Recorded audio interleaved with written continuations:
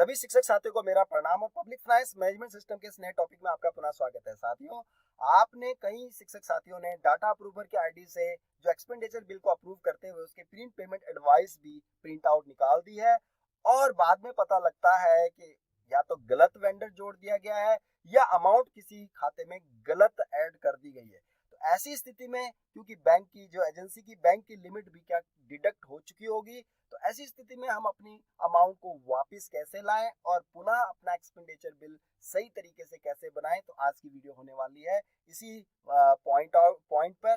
और जो शिक्षक साथी इस चैनल में नए हैं जरूर इसको सब्सक्राइब कीजिएगा, आपको इस तरह की इंफॉर्मेटिव वीडियोज मिलती रहेगी। तो हम बढ़ते हैं सीधे ऑपरेटर के आईडी पे, देख लेते हैं कि बैंक बैलेंस कितना है उस एजेंसीज में। तो हम बढ़ते हैं ऑपरेटर आईडी से, मैं लॉगिन करता हूं।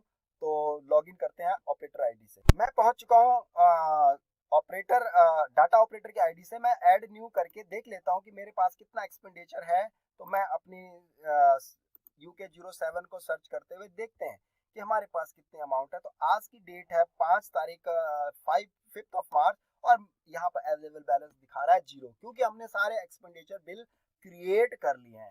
तो वो एक्सपेंडिचर बिल अप्रूव भी हो चुके हैं और उनकी प्रिंट पेमेंट एडवाइस भी जारी हो चुकी है। तो हम बढ़ते हैं अब लॉगिन करते हैं हम डाटा अप्रूवर की आईडी को। तो डाटा अप्रूवर की आईडी को लॉगिन करते हुए चलते हैं अब आगे। मैं डाटा अप्रूवर की लॉगिन आईडी पे देख पा रहा हूँ कि सारे बिल अप्रूव्ड हैं और इस पर ये अप्रूव्ड है 20 तारीख को फरवरी के महीने में। और यहाँ पर दिखने में आ रहा है कि ये जो आप वेंडर जोड़ा गया है, ये वाला जो वेंडर है 10,000 का वेंडर, ये गलती से जुड़ चुका है और मैं इसे इसका रिवर्ट करना चाहता हूँ, रिवर्सल करना चाहता हूँ पेमेंट। लेकिन अब देखते हैं, बिल प्रोसेस देखते हैं कि ये रिवर्सल हो पाएगा कि नहीं। तो हम इसका जो ये जो आपका इसका जो बिल नंबर है उस पर हम क्लिक करते हैं। तो हम बिल नंबर को क्लिक करते हुए आगे बढ़ते हैं। ये देखिए 10,000 का ये गलत जो एक्सपेंडिचर बिल क्रिएट किया गलत वेंडर पे। तो मैं इसे क्लिक करता हूँ और देखता हूँ कि कितने अमाउंट का बिल है। ये 10,000 का बिल है और इसकी अगर मैं प्रिंट पेमेंट, देखिए ये पीपे एक्सपायरी डेट है 2 मार्च को एक्सपायरी डेट है, लेकिन अभी तक पैसा इसका वापस नहीं आया। मैं प्रिंट पेमेंट एडवाइस को क्लिक करता हूँ तो देखिए यहाँ पर पॉपअप दिखाई दे रहा, आप भी इसको देखिए पढ़िए। ये print payment after the expiry date not allow, okay कर देता हूँ। मैं देखता हूँ लेकिन प्रिंट पेमेंट एडवाइस नहीं हो पा रही। और रिवर्सल अगर मैं करता हूं तो यहाँ पर मैं रिवर्सल के लिए ऑप्शन आता है। ध्यान रहे, रिवर्सल आप तब भी कर सकते हैं यदि आपने प्रिंट पेमेंट एडवाइस का प्रिंट आउट नहीं निकाला, तो आप रिवर्सल यहाँ तक प्रोसेस कर सकते हैं। लेकिन इसका प्रिंट पेमेंट एडवाइस निकल चुका है, तब भी मैं रिवर्सल एक बार करके देखता हूँ कि कुछ फायदा होने वाला है।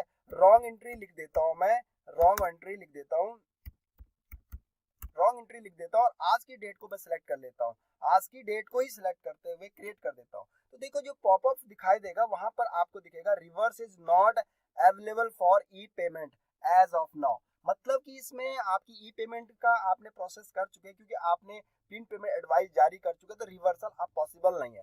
लेकिन फिर भी आप एक दो बारी रिवर्सल जरूर मारेगा। इससे क्या होगा कि आपकी कुछ रिफ्रेश हो जाएगा, आपका पोर्टल पे रिफ्रेश हो जाएगा और हो सकता है कि ऐसे एक दो बार करने पर रिवर्सल दो या तीन बार आप करेंगे।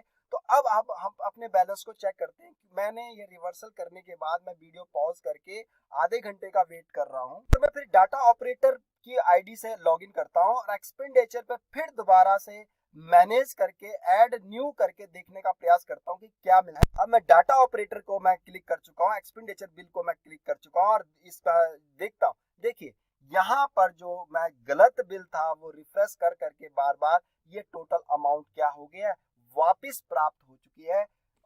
तो ध्यान रखने वाली ये बात है आपकी कि आपने लगभग 10 दिन तक, क्योंकि एक्सपायरी डेट 10 दिन है, तो 10 दिन के बाद आपने 48 या 72 घंटे बाद ये प्रोसेस आप करेंगे और आपका जो अमाउंट है वो आपके मेन जो एजेंसी के खाते में वापस रिवर्स हो जाएगा।